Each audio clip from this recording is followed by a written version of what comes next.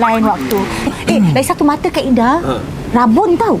Okey. Kan kita kecil manis kan kita rabun. Since Kak Ida ni dia blurring tu dia dah Dia cerah. dia dah tak ada silau tu dah kurang. Okey. Sebelum ni saya cepat rasa nak tertidur, tapi kita nak tidur lama, kerap kencing, toilet semua dia kacau kita punya tidur, tapi hanya sementara saja. Lagi satu, semua orang tahu kalau kencing manis hinggap pada lelaki, tapi saya border, saya baru nak masuk fasa tu kan.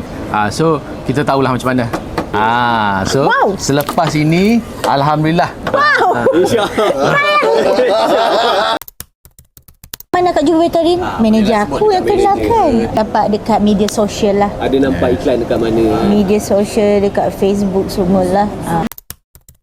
But so far Kak Ida ambil ni dia punya result tu alhamdulillah lah. Cuma mula-mula tu Kak Ida rasa takut sebab dia punya, macam saya cakap lah tadi, healing process dia mungkin membuatkan kita a bit trigger dengan benda tu kan. Jadi alhamdulillah so far okey.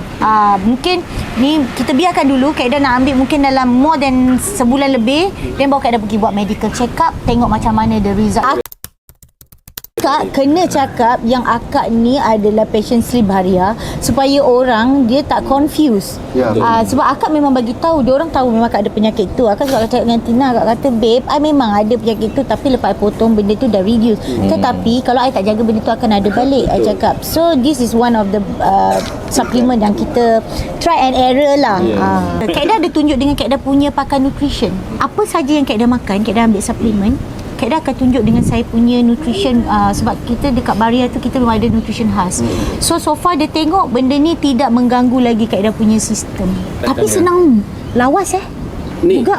Dia ni dia memang membantu pencernaan, dia bantu juga untuk veteran ni. Kak Ida sebelum Kak Ida buat sleeve, Kak Ida ada doktor diagnose akak early stage cancer pancreas. Tapi selepas buat alhamdulillah tak ada, dan itu pancreas ni berkaitan dengan kencing manis juga. Betul.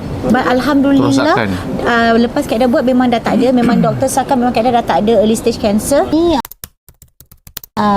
nak share dengan you all, kalau you all rasa you all ada penyakit yang kronik dengan kencing manis ataupun apa saja yang 3 serangkai yang you ada pun should be okay. You all boleh cuba amalkan produk daripada Nuranix ni, Betarin ni, untuk kesihatan you all.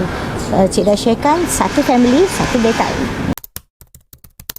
So consume produk ni untuk bacaan 10 ke bawah, you all boleh ambil 1 biji pagi dan 1 biji malam. Okey, kalau bacaan 10 ke atas, you all boleh ambil 2 biji pagi dan 2 biji malam. Terbaik.